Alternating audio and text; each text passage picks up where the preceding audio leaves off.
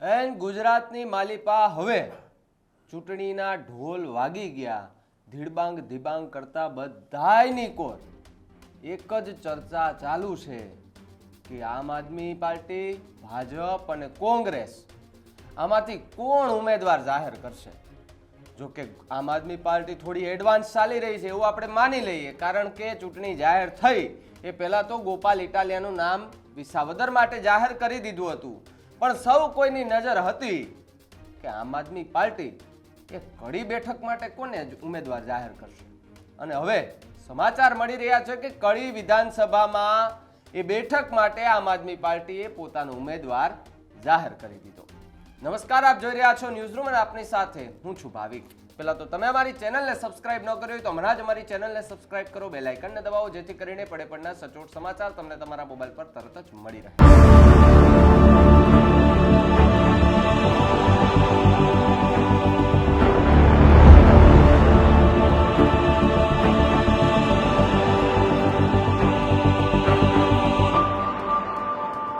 કડી વિધાનસભાને લઈને સૌથી મોટા સમાચાર મળી રહ્યા છે કે જે આમ આદમી પાર્ટીએ કડી વિધાનસભા બેઠક પર ચૂંટણી માટે ઉમેદવાર જાહેર કર્યા છે.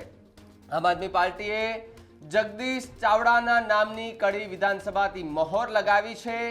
આપ પ્રદેશ પ્રમુખ ઈશુદાન ગઢવીએ આ ઉમેદવારનું નામ જાહેર કર્યું છે.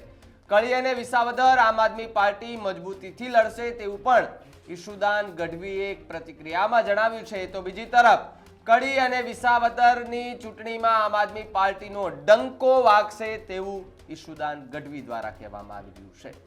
કડી અને વિસાવદરની જનતા આપ સાથે બીજા પક્ષોને જાકારો આપશે તેવું ઈશુદાન ગઢવી દ્વારા નિવેદન આપવામાં આવ્યું છે. સાથે સાથે ચૂંટણી પંચ દ્વારા ગુજરાત, કેરળ અને પંજાબ અને પશ્ચિમ બંગાળમાં ખાલી બેઠક પર પેટા ચૂંટણીની જાહેરાત કરવામાં આવી છે અને ચૂંટણી પંચ દ્વારા જાહેર કરાયા મુજબ આ કડી અને વિસાવદરમાં આગામી મહિને પેટા ચૂંટણી યોજાવાની છે. આગામી 19 જૂને વોટિંગ અને 23 જૂને પરિણામ જાહેર કરવાના છે. ત્યારે કડી બેઠક પર ભાજપના ઉમેદવાર તરીકે અનેક નામો સામે આવી રહ્યા છે, જેમાં ફિલ્મ એક્ટર હિતુ કનોડિયાનું નામ પણ સૌથી મોખરે છે. તો બીજી તરફ હવે મને એવું લાગે છે કે કડીમાં ભારતીય જનતા પાર્ટીમાં ટિકિટ માટે થોડી ખેંચતાણ થાય એમ છે, કારણ કે એક ફિલ્મ એક્ટર છે તો બીજી સામે એક કલાકાર પણ છે. કાજલ મહેરિયાએ પણ ટિકિટ માંગી છે. હવે વિસાવદરમાં આટલી ટિકિટ માટે ખેંચતાણ તો નહોતી જોવા મળી, પણ કડી બેઠક પર એવું બધું તો શું છે કે ત્યાં કલાકારો હવે ટિકિટો માંગવા માટે આવી રહ્યા છે. કડી બેઠકમાં કંઈક તો છે ભાઈ, એટલા માટે તો ત્યાં બધા પડાપડી કરી રહ્યા છે ટિકિટ માટે. પણ ખેર, પહેલા આમ આદમી પાર્ટીના જે ઉમેદવાર જાહેર કર્યા એને લઈને ઈશુદાન ગઢવીએ શું કહ્યું, આવો સાંભળીએ. મિત્રો, જય હિન્દ, જય જય ગરવી ગુજરાત. આજે કડીની જે પેટા ચૂંટણી યોજાવાની છે એ માટે આમ આદમી પાર્ટીએ માનનીય અરવિંદ કેજરીવાલજી, રાષ્ટ્રીય નેતૃત્વ અને પ્રદેશ નેતૃત્વએ નક્કી કર્યું છે કે યુવા ચહેરો અને લડાયક ચહેરો જગદીશભાઈ ગણપતભાઈ ચાવડાને ઉમેદવાર તરીકે જાહેર કરીએ છીએ. કડી વિધાનસભામાં તેઓ કડી સહિત આખા ગુજરાતના સર્વ સમાજના લોકો માટે એમણે અવાજ ઉઠાવ્યો છે. તેઓ આમ આદમી પાર્ટીના એસસી વિંગના પ્રદેશ અધ્યક્ષ પણ છે અને મજબૂતાઈથી કડી વિધાનસભાની ચૂંટણી જગદીશભાઈ અને આખી ટીમ આમ આદમી પાર્ટીની લડશે અને જીતશે, મને પૂરો વિશ્વાસ છે. આ ચૂંટણી એ ભાજપના ભ્રષ્ટાચાર, ભાજપનો અત્યાચાર, ભાજપનો જે બેરોજગાર યુવાનો ઉપર હોય, મહિલાઓ ઉપર જે વિવિધ રીતે અત્યાચારો થાય છે, નોકરીઓમાં ગપલા થાય છે, ખેડૂતોને ભાવ નથી મળતા, મોંઘવારી ચરમસીમાએ છે, આ બધાનો જવાબ આપવાનો સમય એટલે કડી અને વિસાવદરની ચૂંટણી છે. ત્યારે આજે કડી વિધાનસભામાં માનનીય જગદીશભાઈ ચાવડાને જાહેર કરતા અમે આનંદ અનુભવીએ છીએ અને મને પૂરો વિશ્વાસ છે કે જગદીશભાઈ ચાવડા મજબૂતાઈથી કડી વિધાનસભાની ચૂંટણી લડશે અને જીતશે. તો બીજી તરફ ગઈકાલે પૂર્વ નાયબ મુખ્યમંત્રી નીતિન પટેલે એવું પણ કહ્યું કે ભારત સરકારના ચૂંટણી પંચે નોટિફિકેશન જાહેર કરી અને ગુજરાતની કડી અને વિસાવદર બંને સીટો જે અત્યારે ખાલી હતી કે બેઠકો પર ચૂંટણીની તારીખ જાહેર કરી 19 જૂનના રોજ કડી વિધાનસભા અને વિસાવદર વિધાનસભાનું મતદાન થશે. એ પ્રમાણે હવે તબક્કાવાર બધી જ ચૂંટણીઓ પ્રક્રિયા ફોર્મ ભરવાથી માંડી અને પરત ખેંચવા પ્રચાર કરવો ત્યાં સુધીની બધી જ પ્રક્રિયા અમારા ભારતીય જનતા પક્ષ દ્વારા સતત કાર્યકરો સાથે સંકલન કરી પ્રજાની વચ્ચે જઈ અને કરવામાં આવશે. તેમણે વધુ પણ કહ્યું કે અમને વિશ્વાસ છે કે કડીએ ભારતીય જનતા પાર્ટી પક્ષનો દાયકાઓથી કડી વિધાનસભા સીટે ભારતીય જનતા પક્ષ જીતાડવામાં આવ્યો છે, જીતાડતા આવ્યા છે અને આ વખતે પણ કડીની વિકાસ યાત્રાને વધુ આગળ વધારવા માટે કડીના દેશભક્ત, રાષ્ટ્રપ્રેમી અને ભારત માતાના સેવક એવા બધા જ મતદારો ભારતીય જનતા પક્ષના જે પણ ઉમેદવાર અમારા પક્ષ દ્વારા નક્કી કરવામાં આવે એમને જંગી બહુમતીથી વિજય અપાવશે. આ ઉપરાંત નીતિન પટેલે એવું પણ કહ્યું કે ઉમેદવારની પસંદગીની પ્રક્રિયા અમે ભારત સરકારના નોટિફિકેશન પછી અમારા પક્ષ દ્વારા પ્રદેશ પાર્લામેન્ટરી બોર્ડ અને રાષ્ટ્રીય પાર્લામેન્ટરી બોર્ડ દ્વારા કરવામાં આવી છે. અમારા પક્ષની પદ્ધતિ પ્રમાણે શક્ય છે કે નિરીક્ષકોની નિમણૂક કરવામાં આવે. આ નિરીક્ષકો કડી આવે અને કાર્યકરોને મળે, હોદ્દેદારોને મળે, એમનો અભિપ્રાય મેળવે અને પછી પ્રદેશ પાર્લામેન્ટરી બોર્ડ અને રાષ્ટ્રીય પાર્લામેન્ટરી બોર્ડમાં ચર્ચા વિચારણા કર્યા પછી વધુને વધુ લોકપ્રિય એવા ઉમેદવાર અમારા પક્ષ દ્વારા જાહેર કરવામાં આવશે. પેટા ચૂંટણીની જાહેરાત થઈ એને લગભગ 2 દિવસ જેવું થઈ ગયું આપણે ગણીએ, પણ એ પહેલા જ પેટા ચૂંટણીની જાહેરાત પહેલા જ કડીમાં આમ આદમી પાર્ટીએ પોતાનું કાર્યાલય પણ શરૂ કરી દીધું. પાર્ટીના ગુજરાત પ્રદેશ પ્રમુખ ઈશુદાન ગઢવીના હસ્તે કડીમાં આમ આદમી પાર્ટીના કાર્યાલયનું ઉદ્ઘાટન કરાયું. આ પ્રસંગે ઈશુદાન ગઢવીએ પાર્ટીના કાર્યકર્તાઓ સાથે ચર્ચા પણ કરી. માનવામાં આવે છે કે વાતનો સંકેત છે કે વિસાવદરની જેમ આમ આદમી પાર્ટી પણ કડીમાં કોંગ્રેસ અને ભાજપ બંનેને ટક્કર આપવા ઈશારા જે છે તે જોવા મળ્યા છે.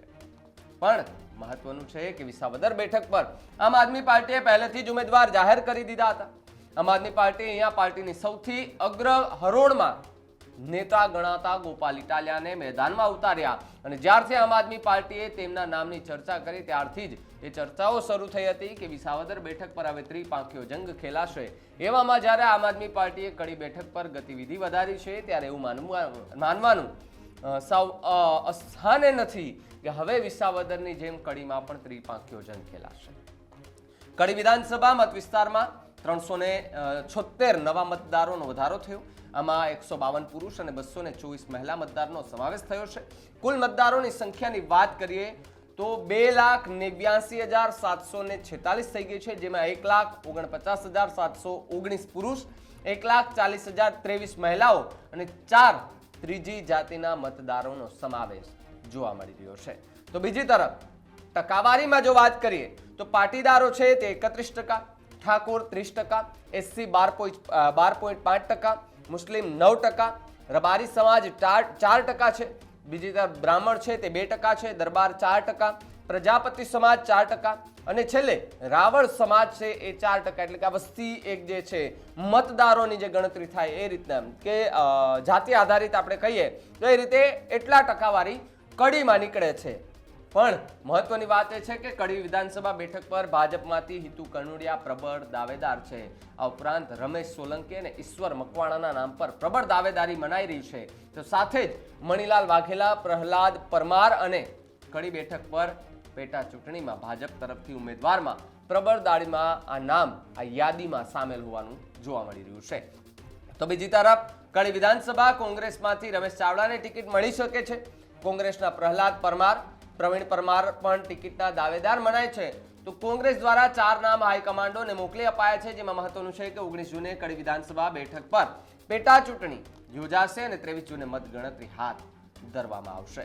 પણ મહત્વનું છે કે આમ આદમી પાર્ટીએ વિસાવદર વિધાનસભા બેઠક પરથી ઉમેદવાર તરીકે ગોપાલ ઇટાલિયાને જાહેર કરી દીધા, જ્યારે ભાજપ અને કોંગ્રેસ દ્વારા આગામી 2 દિવસમાં ઉમેદવારના નામની જાહેરાત કરી શકે છે અને વિસાવદર બેઠક પર આપ અને કોંગ્રેસને ટક્કર આપવા ભાજપે જેતપુરના એમએલએ જયેશ રાદડિયાને મોટી જવાબદારી સોંપી છે. તેમને આ બેઠકના પ્રભારી બનાવવામાં આવ્યા છે. પરંતુ તમને જણાવી દઈએ કે આમ આદમી પાર્ટીએ હજુ સુધી કડી બેઠક પર પોતાના એ ઉમેદવાર છે એ ઉમેદવાર નહોતા જાહેર કર્યા, પણ અત્યારે સવારે સમાચાર મળ્યા કે જગદીશ ચાવડાનું નામ જાહેર કર્યું.